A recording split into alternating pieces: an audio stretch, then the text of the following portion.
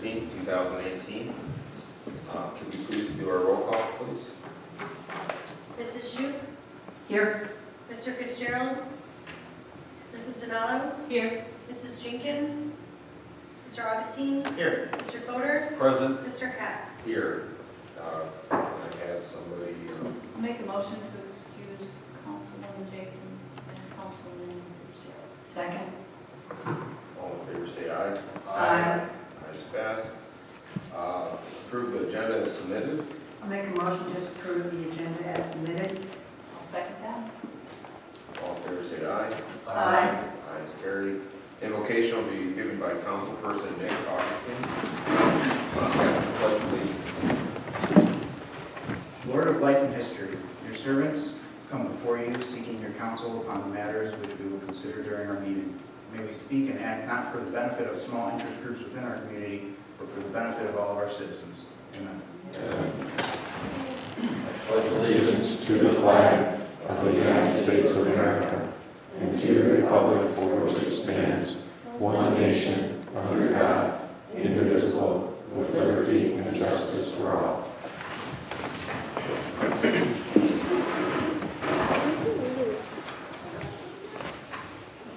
Can I get a motion to pass the special meeting minutes for 3/19/18 and the regular minutes for 4/2/18?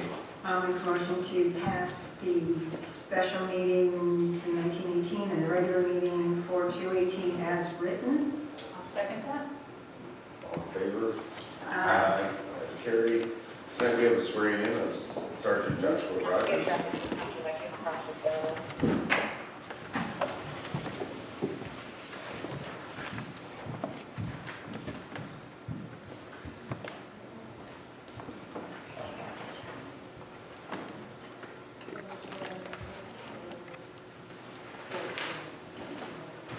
There we go.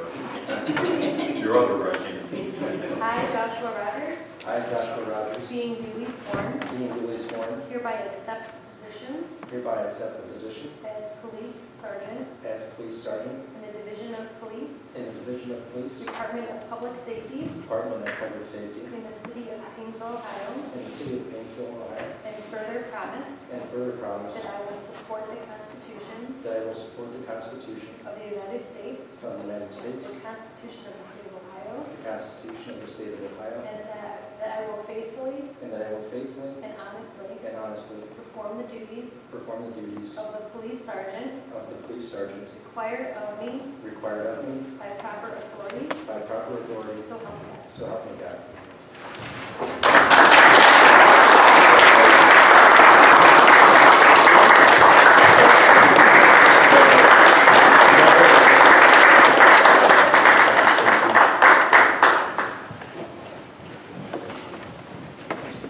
We thought you guys would want to be treated to the pinning of the badge. Oh, yes, we We're are. also doing that. Mrs. Rogers. And who's the lovely lady that's doing that? My wife Vanessa. Congratulations. Congratulations. Thank you for sharing with us.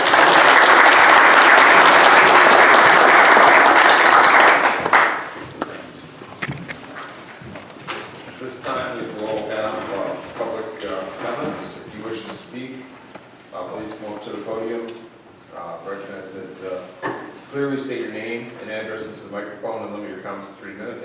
Any dialogue must be conducted through me as president of council. Although your comments or questions can be addressed to the council, administration, or board. Anyone on this side like to speak? Yeah, You know it's a school night, so. Yeah, don't be stressed. You can watch it. Thank you for coming. Thank you. Congratulations. It's seeing that we have no speakers. We will go into committee reports, Civil Service Commission. I'll report on civil service. For those who don't know, the Civil Service Commission is composed of 3 residents that council has appointed for a 6-year term. Civil service met to certify the police sergeant promotional list. The top ranking candidate was Joshua Rogers, who we just sworn in. There are 17 examinations purchased for our police entrance examination, which will be held this Saturday. There is a fire entrance exam that will be held in June. And there's also a lieutenant promotional exam, and the firm that we are going to use was chosen by the commission. The commission has been asking for clearer rules and regulations, for which they were presented a draft at the last meeting. We will continue to discuss the proposed changes at the next meeting and hopefully a vote on the edits. And that is the report for the Civil Service Commission. Thank you. Any questions or comments for Monica? We thank them for the service. We will now move to the committee report for the Parks and Recreation. Take that one. We had our meeting on April 10th. There were several things that were discussed. We were brought up to date on the dog park, which at this point we have collected or raised about $10,000 for the dog park installation. We have another $10,000 that have been promised, but we've not received them as yet. And Michelle is working with the resident who's going to do a rendering of the park, so that rendering will be part of the rest of any other grant applications that we move forward with to try and get the park. Michelle feels that once we get the $10,000 promised and put it with the $10,000 we have, at that point we're going to start doing drainage and water, and we're going to start moving forward on building the dog park. So we will get those pieces in place.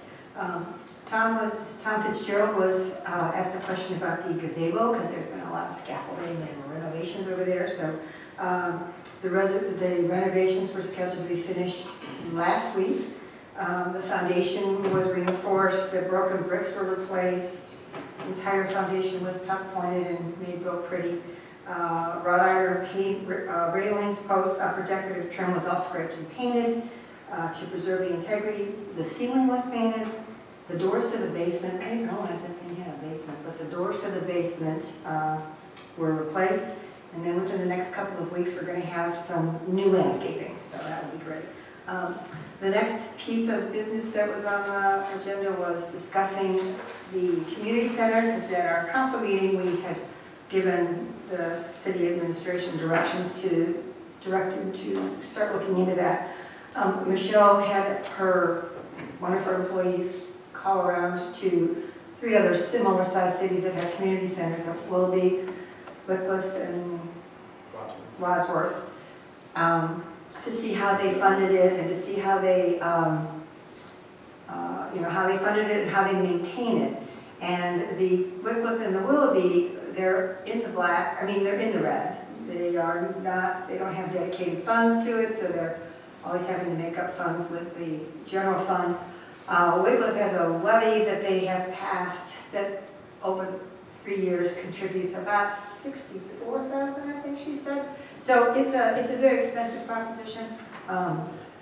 The members of the committee stated that we wanted to best serve the residents. Points of concern that we had were annual operating costs to run this community recreation center.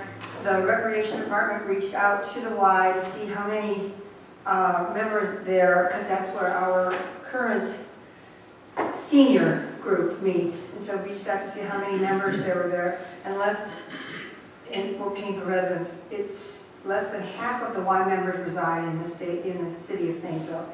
And the recreation staff wants to offer low cost or free events to the community. This is something we want to continue.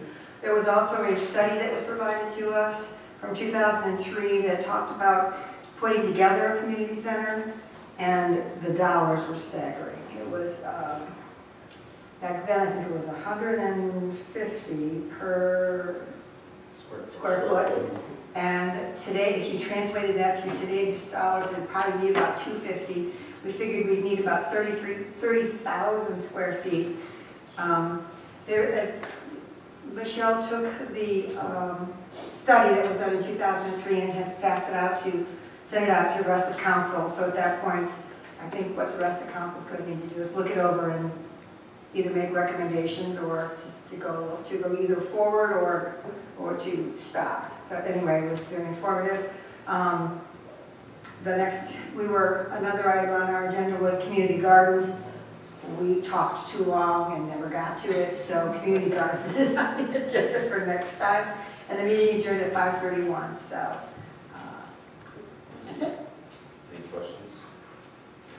Seeing none, how about committee report to planning commission? Good evening, Lynn White, city planner. Our meeting was held April 12, 2018, and the planning commission heard 3 separate items on their agenda. The first was for an extension request for 265 North State Street, which is the Ola building where they have received a conditional use permit.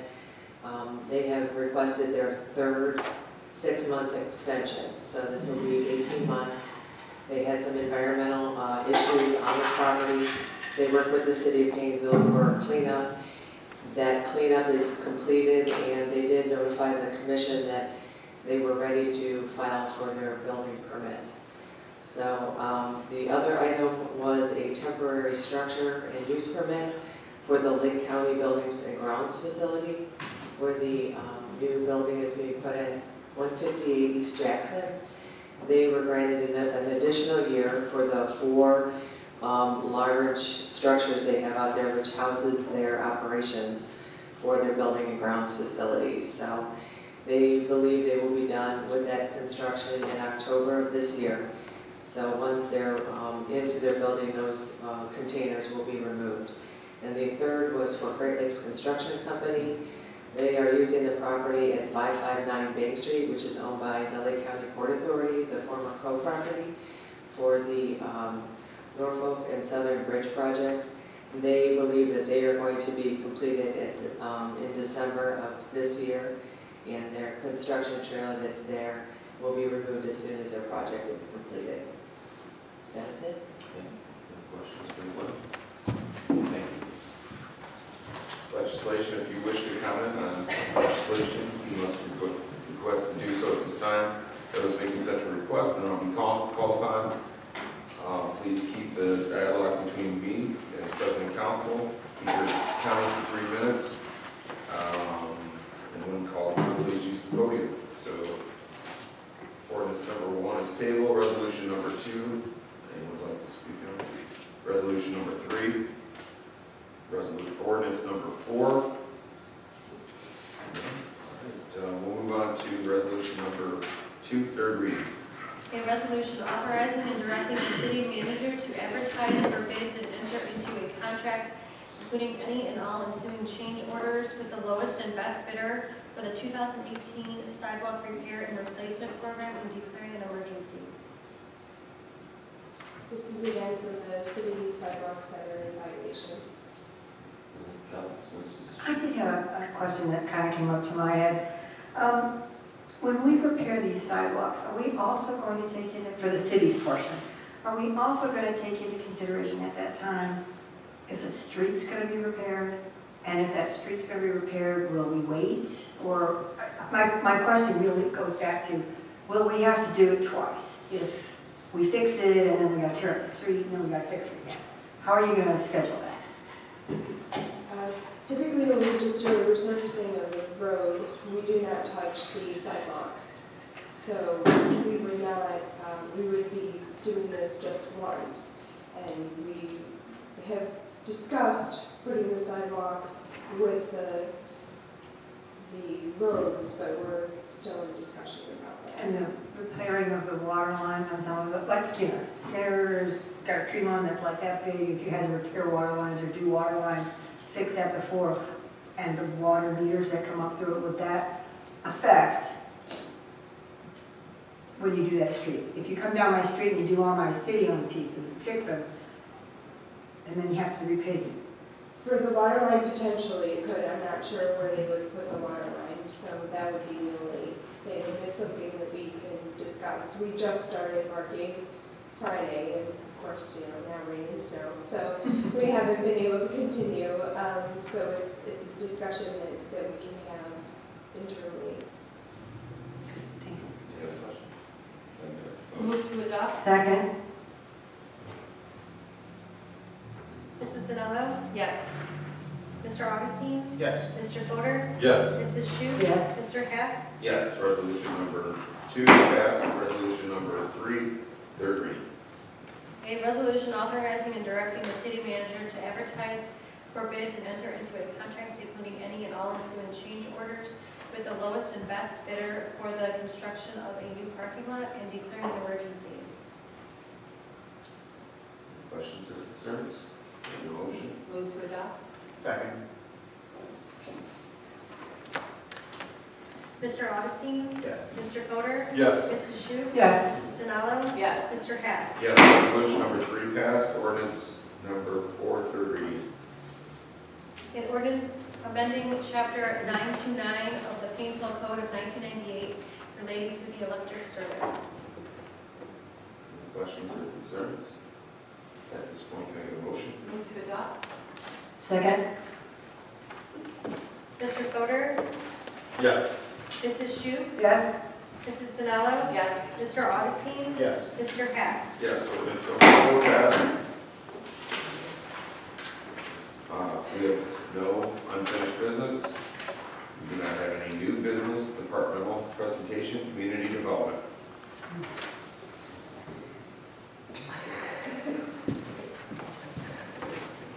Good evening. Tonight we'll be talking about Community Development Department and the accomplishments of 2017. The Community Development Department's mission is up there to guide the development of the city through effective measures of planning, design, review, construction, plan approval, code compliance, and housing assistance to preserve and enhance the quality of life for the residents of Painesville. In community development, it's made up of building department, engineering, planning, and housing. Building department does the plan review, construction, safety. They do general inspections for the various building permits. Engineering does the land development, infrastructure, roads, and stormwater management. Planning department is department of one, basically, land development, zoning, use, and design review. And then we have the housing, which is property maintenance, code enforcement, rental registration, and vacant property. The community development department has 3 full-time people and 2 part-time people.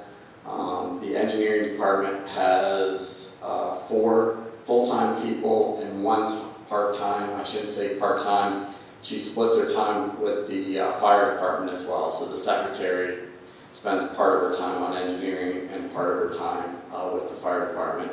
And then the department of one, which is an amazing department, gets a lot done, is Lynn White. Just to give you a overview as far as permits issued over a 5-year period. Under the building, it's remained rather stable. It's slightly down. Under other, it's also slightly down. Other permits, which are our trade permits for plumbing, mechanical, electrical, and zoning, have actually gone up, so slightly. But they've relatively remained the same over the 5-year period, with some slight increases or decreases. Residential permits, if you look for residential permits, the majority of our permitting is roofing and new construction. That's where the vast majority is, as well as accessory structures, which are sheds, things of that nature. But to give you an idea, the new residential construction is Ryan, ProBuilt Homes, and R.L. Moore Homes. There were a total 55 permits issued over this last year, and you can take a look at the valuation. Now, one of the things that you'll see is for the single family, it seems low. Part of the reason that is when they do the valuation, typically when they submit, they don't include the land price in that as well. That's only the valuation for them to actually build the house. Under the condominiums, you'll see it's a little bit different. I mean, because the square footage is a lot smaller and the valuation is higher, those are submitted by the 2 condominium developers, which include the value of the land as well. So the total valuation is also listed there. Commercial and industrial permits, signs, roofing, and renovation are our main permits that we receive from industrial businesses. You can see what the various renovations are, just to give you examples of some of the things that are happening. RVs did basically an entire rehab of their building. That was included in 2017. So a lot of the fast food restaurants, we did a improvement down in Recreation Park and also the stairs at Victoria Place. Saw a question. Sorry. Contractor registrations, you can see the variety of different contractor registrations. Before contractors do work in the city of Painesville, they are required to put up a bond. There's very good reason for that, is to protect the homeowner. So they want to make sure that a contractor is registered with the city and does have a bond with us. This is the first year that I've actually had to go after contractor bonds in the 10 years that I've been here, but we have had 2 contractors that were requesting that the bond company pay because of the work that they did. So it is to protect the homeowner. But obviously, general are going to be the majority of contractors that register with us. And then you have a variety of different trades that also are required to register with us. This just gives you an idea. On the right side is the trade permits. On the left side is actually engineering permits that are issued. So they do the curb cuts, pavement cuts, sanitary sewer tap-ins, and borings. And then the building department does the electrical, mechanical, and plumbing. Now, 2 areas where the most fees were raised are the electrical permits and sanitary tap-ins, which obviously with new housing, I mean, you're going to have sanitary tap-in fees.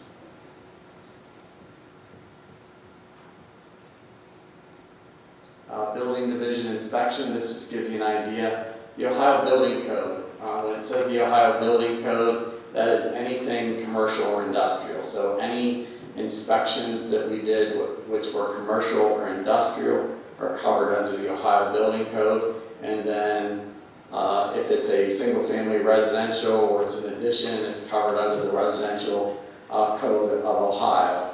You can see we did 408 commercial or industrial and 1,354 last year for residential, for a total of 1,762 inspections throughout the year. I'm going to turn this section over to Lynn. She can talk about the next 2 slides. Good evening. This slide shows all the zoning permits that were issued for 2017.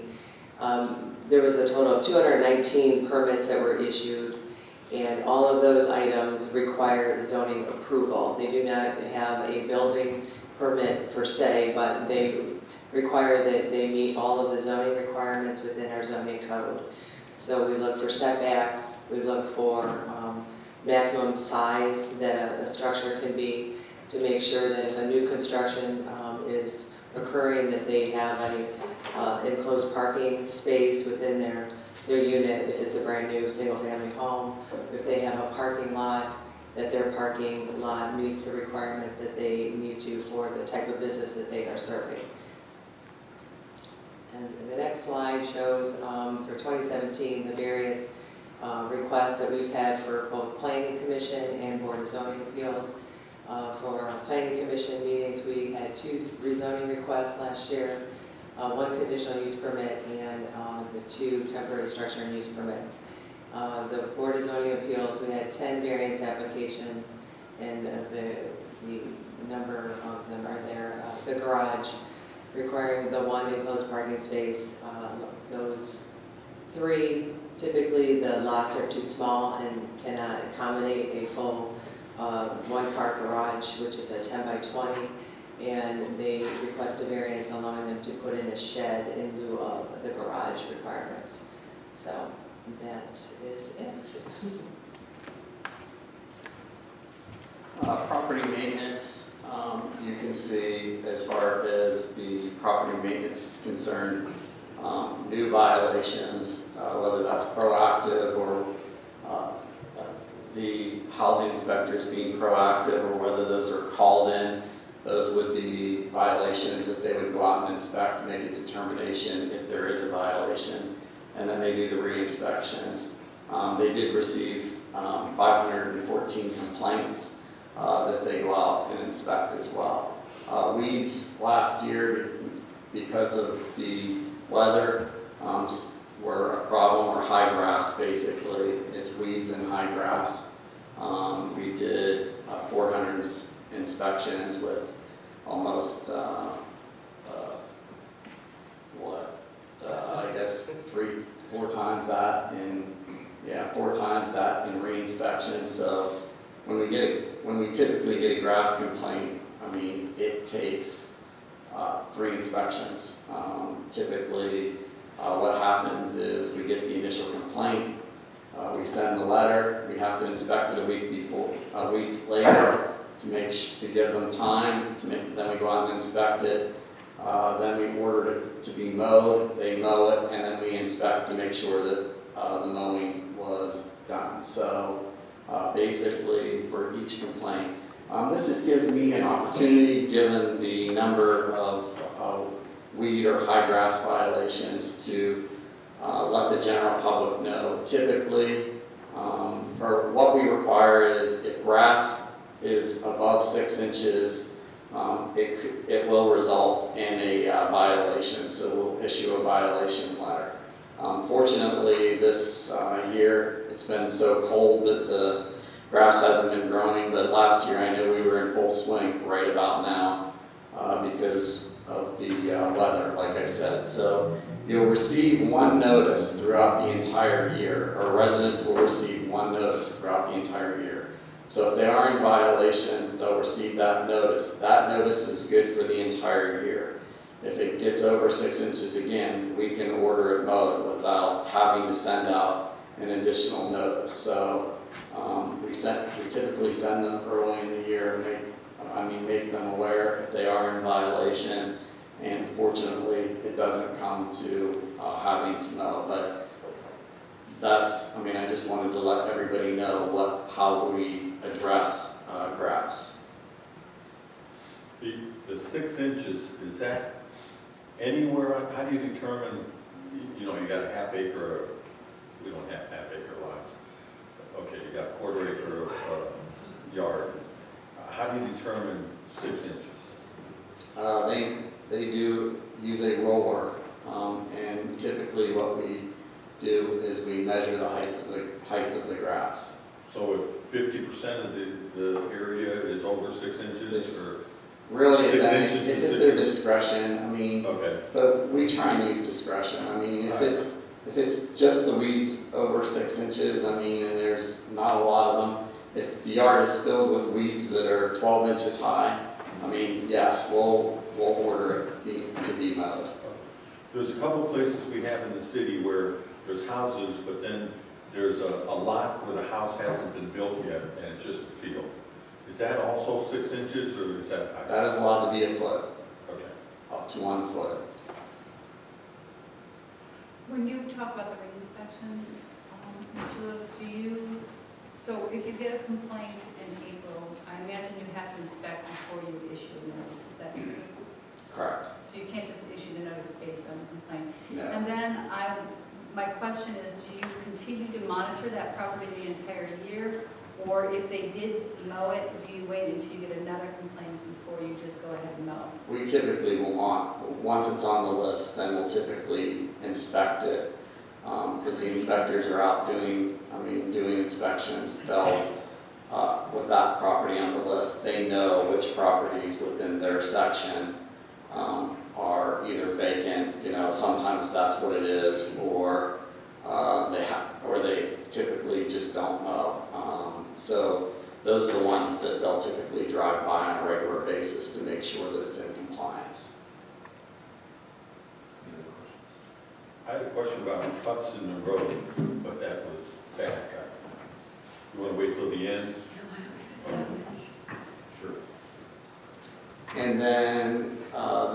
the two major ones under code enforcement inspections that we enforce are junk vehicles.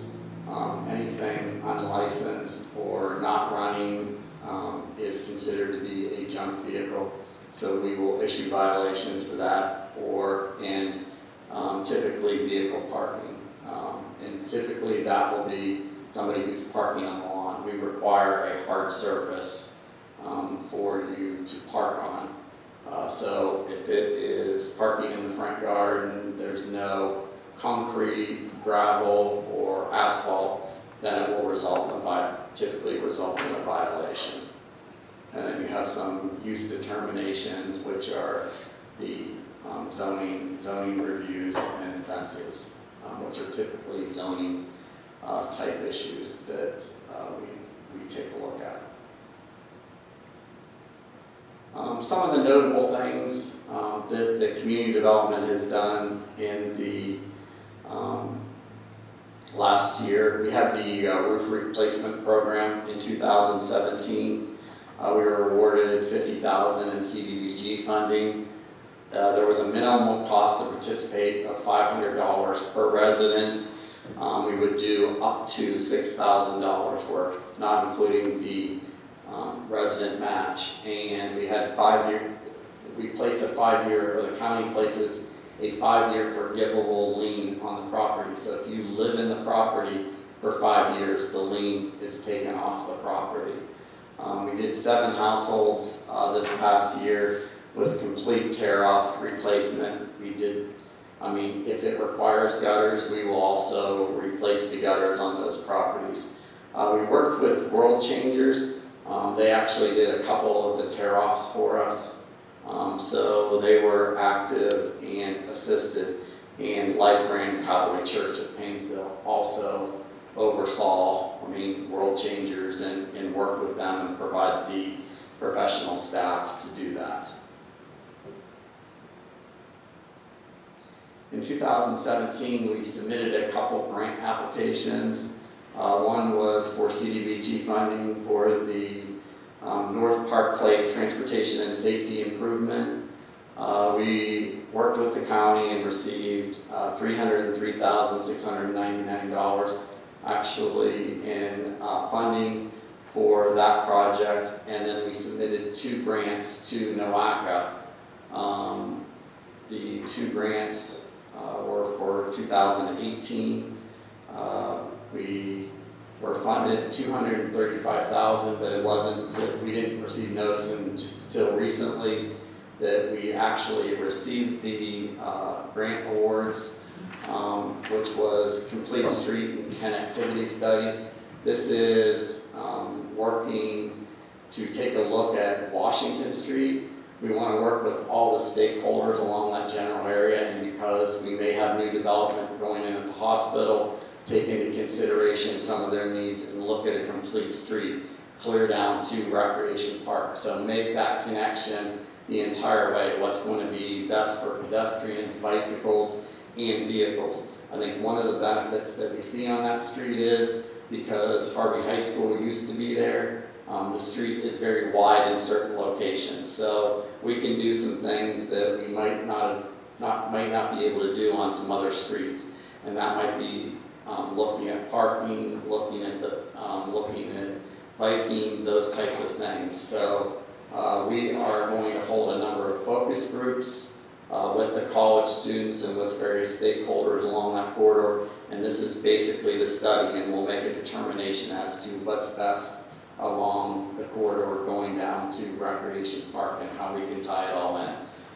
The other project is the one I talked about as far as CDBG funding.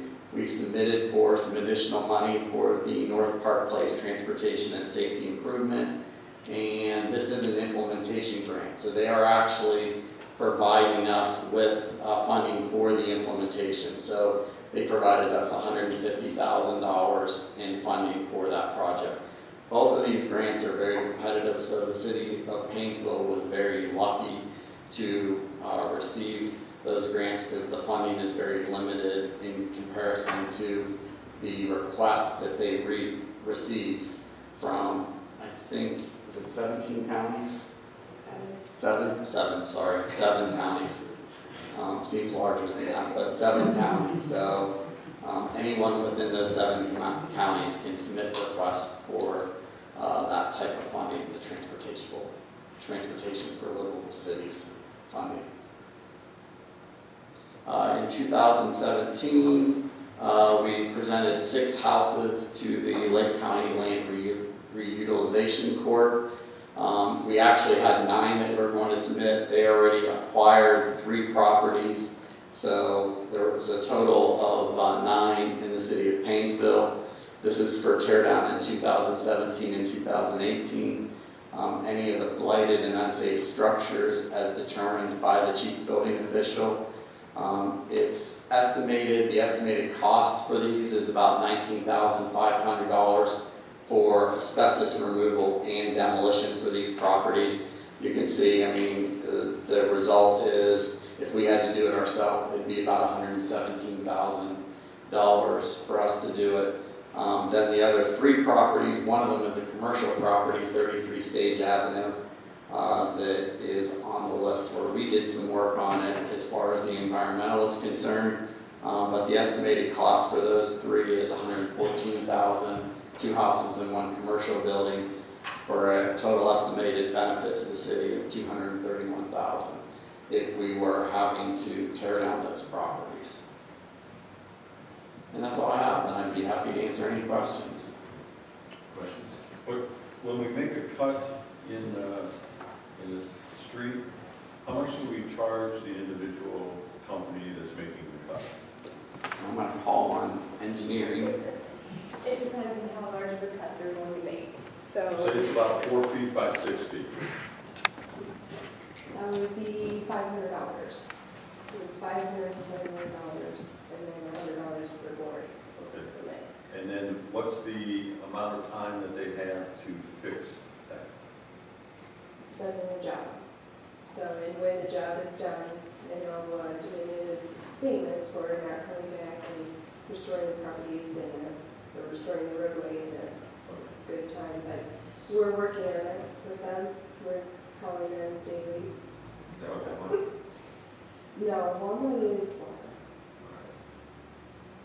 Ms. Shute? So you mentioned the lien, and that would be a 5-year lien in there. What is that lien for the $500 that they owe us, or?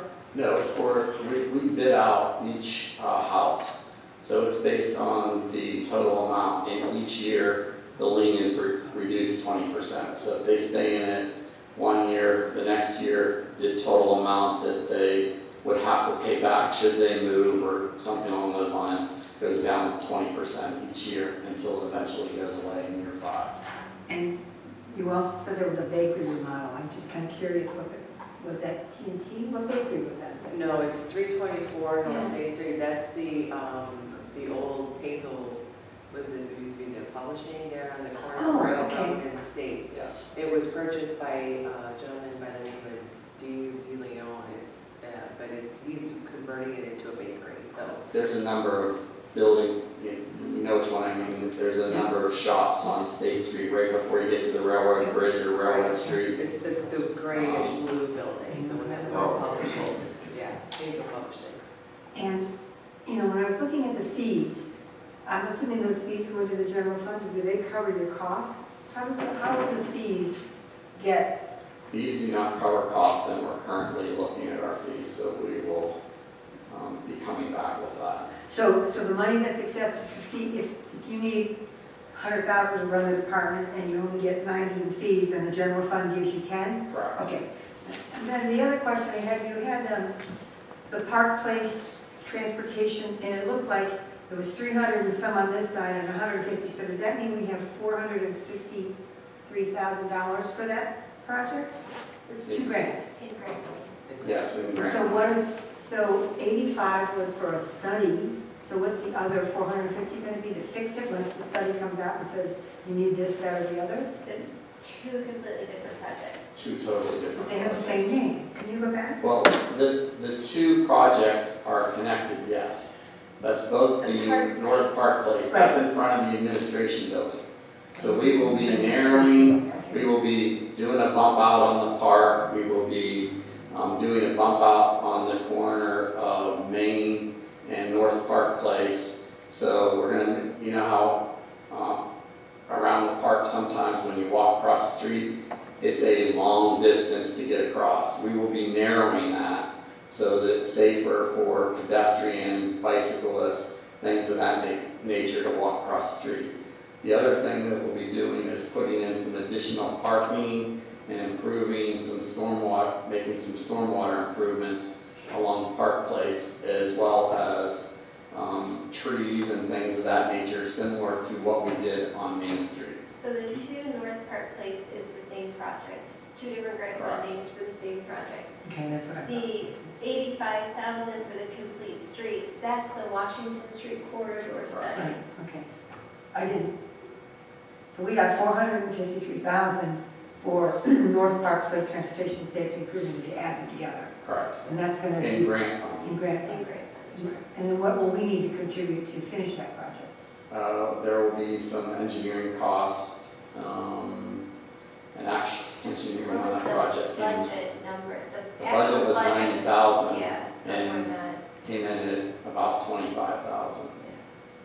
So that's, we budgeted 90.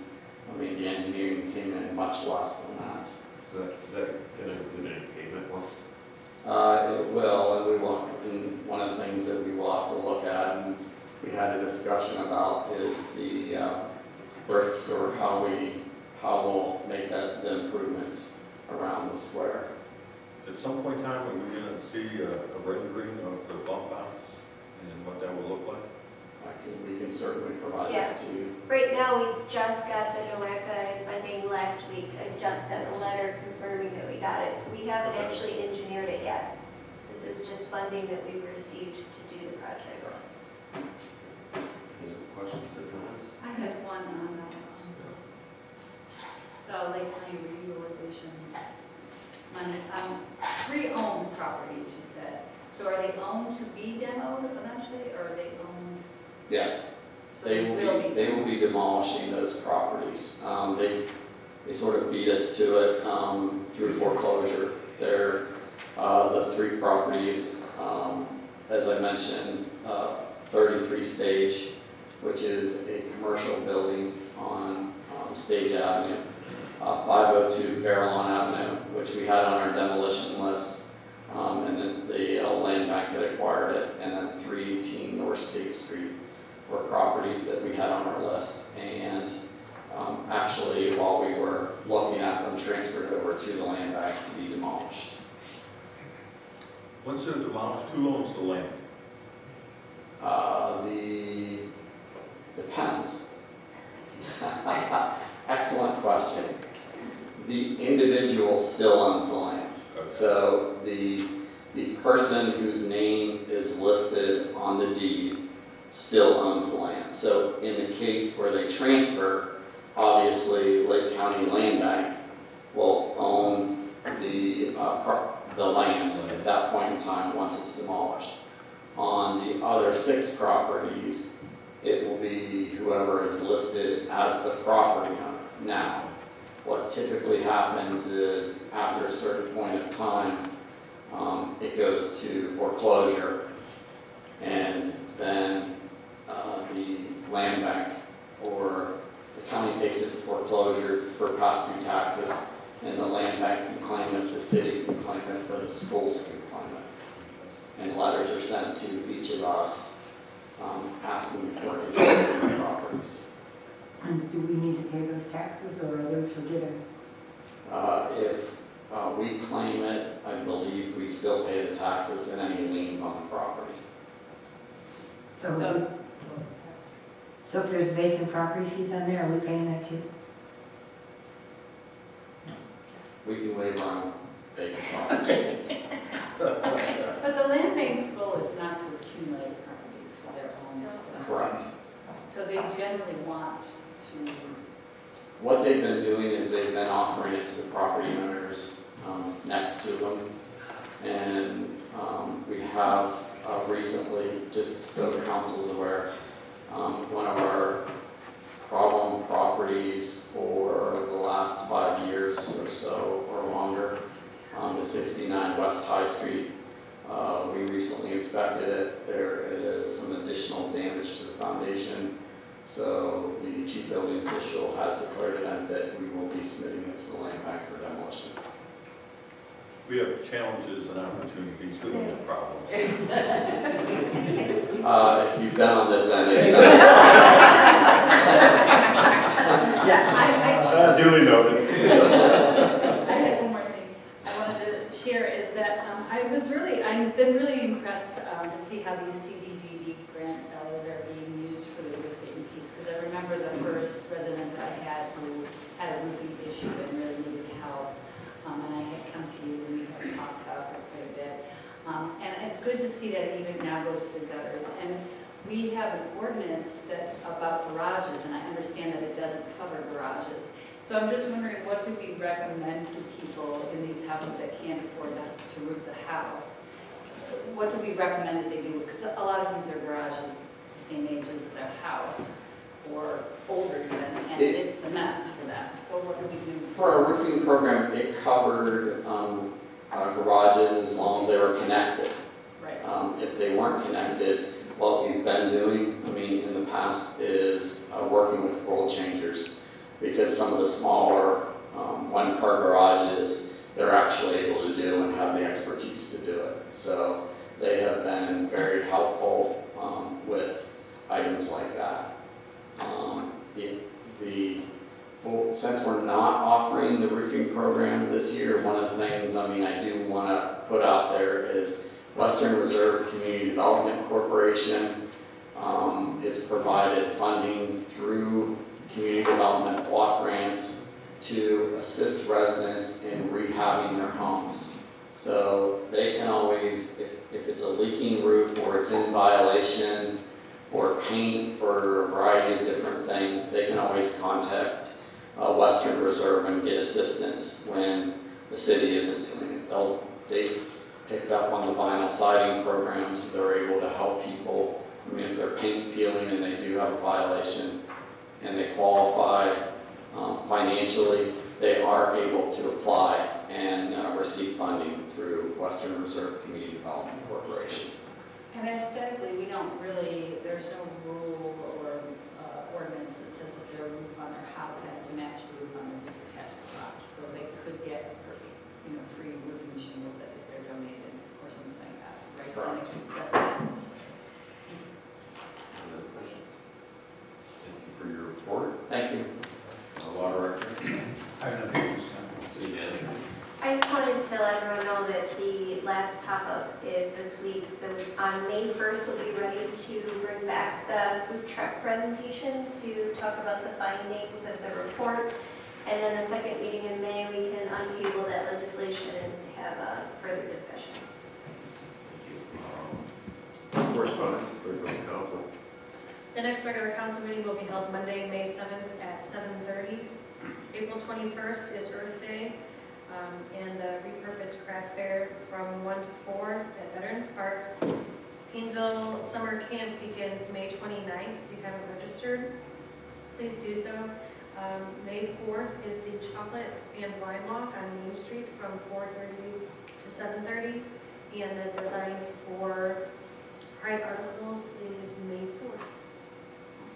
Closing comments, Ms. Nello? Only one thing I wanted to say, one of the casualties, in my opinion, of the gazebo refurbishing, which I'm happy that we're doing, is that our pinwheels for prevention wasn't able to be on the square this year. And so that, I know they still move forward with it, and it's my understanding that they did it over at the Department of Justice and Family Services, so it did still happen. And I always like to thank all of our first responders for the work that they do in the prevention, in responding to the calls that come in from the department. So thank you. Thank you, Ms. Shute. Just would like to congratulate Sergeant Joshua Rogers on his sergeantship. Congratulations. Thank you. That's all. Mr. Fodor? I believe April 1st, there's yard waste pickup has started. Reminding people it is nice to get those yards cleaned up. I know it's a little cold out there. But also, as you put yard waste waist out, if it has to be limbs and things of that nature, less than 4 feet and tied up, if I'm not mistaken. And then also reminding people, if you're gonna put a couch or mattresses, 3 feet? 4 feet. There we go. If you are putting mattresses or things out, they need to be wrapped. But that's all I got. Mr. Augustine. That was it. I called today about the yard waste because I have many things in my yard that need to be picked up. So Jim is correct, effective the 1st of April. What was that? Jim is correct. Jim is and was correct. It was and is correct. 4 feet in length must be bundled and everything else goes in the brown paper bag. So that's it for me. Can I have a motion to adjourn to executive session? I'll make a motion to adjourn to executive session being held in accordance with Article 2, Section 6.1, to consider the appointment, employment, dismissal, discipline, promotion, demotion, or compensation of an employee or official of the city. It's a lot more complicated than it used to Mr. be. Augustine? Yes. Mr. Fodor? Yes. Mrs. Shu? Yes. Mrs. Denalo? Yes. Mr. Hack? Yes.